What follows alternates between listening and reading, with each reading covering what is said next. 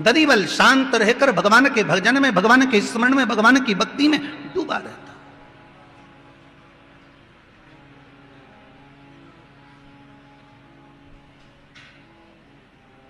और उसको कुछ अब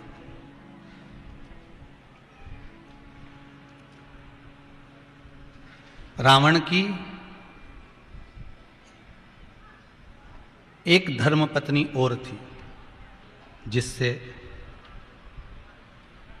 एक पुत्र उत्पन्न हुआ था जिसका नाम था नरंतक।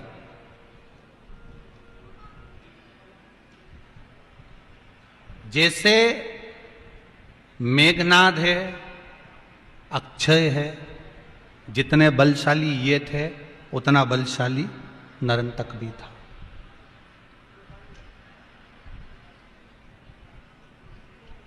उतना ही बलशाली ये नरंतक रावण का पुत्र भी था।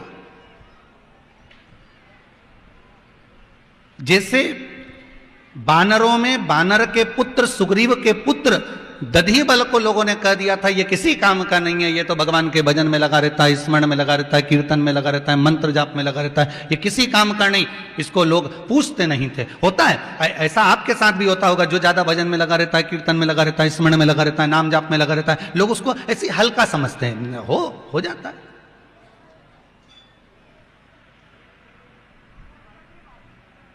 हम कई बार एक कथा कही है कि एक बार हैदराबाद कथा करने जा रहे थे और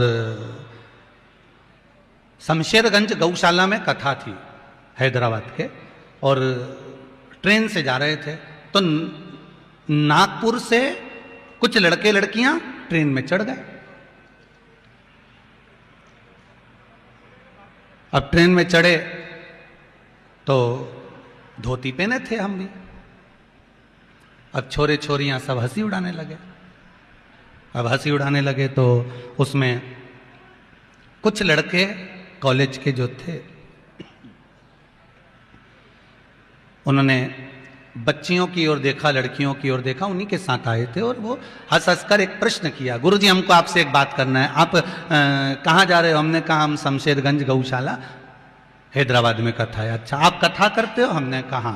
उनके साथ एक लड़का और था, उसने आप कथा करते हो? मैंने कहा नहीं, कथा करने वाले के सींग होते हैं। अरे गुरुजी आपको बुरा लग गया। हमने कहा बुरा लगने वाली कोई बात ही नहीं, जैसा आप पूछ रहे हो वैसा हम जवाब दे रहे हैं। नहीं गुरुजी हमको तो थोड़ा सा पास में जाना है यहाँ तक, और आप मिल गए तो हमने सोचा चलो बात कर लेते हैं, आप पढ़ाई करें। हमने कहा हमारे मन में एक प्रश्न है, गुरुजी बता दोगे क्या? हमने कहा पूछो, बोलो। हमारा प्रश्न गुरुजी केवल इतना सा है कि भगवान ने जैसे हाथ दो दिए, भगवान ने पांव दो दिए, नासिका के छिद्र दो दिए, नयन दो दिए, तो भगवान ने श्रवण कान कितने बनाए हैं? 2 बनाए। अगर भगवान ने ये कान दो दिए हैं तो गुरुजी हमको पूछना केवल इतना सा है कि सुनाई तो ये कान में जो छिद्र हैं इन छिद्र से सुनाई देता है, इन छिद्र से सुनाई पड़ता है। सुनाई तो हमको इन छिद्रों से देता है, फिर भगवान ने हमको ये क्यों दिया? तो हमने कहा इतनी सी बात है, ये तो तुम्हारे कॉलेज के प्रोफेसर से पूछ लेते, प्रोफेसर बता देता कि भगवान ने आपको ये क्यों दिया। नहीं गुरुजी आप बताओ कि अगर सुनाई ये कानों के छिद्र से देता है तो भगवान ने ये क्यों दिया? हमने कहा तुम्हारे प्रोफेसर से पूछो ना, तुम्हारे टीचर से पूछो, या फिर तुम्हारे घर में मम्मी पापा उनसे पूछो। नहीं गुरुजी आप बताओ।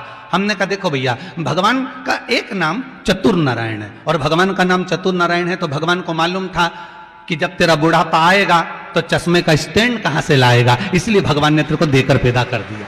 भगवान ने कहा ये चश्मे को यहां रख लेना, अब रोज रोज बांधेगा छोड़ेगा, फिर बांधेगा फिर छोड़ेगा, अच्छा थोड़ी ना लगे। तो भगवान भी कहेगा तेरा टाइम बर्बाद होगा तो चश्मे के यहाँ टिका के धर लीजिए, इसलिए भगवान ने तेरे को दे के भेजा। इतने में वो सब आपस में बोले गुरुजी जय श्री कृष्ण। हमने कहा हैदराबाद आना कथा सुन।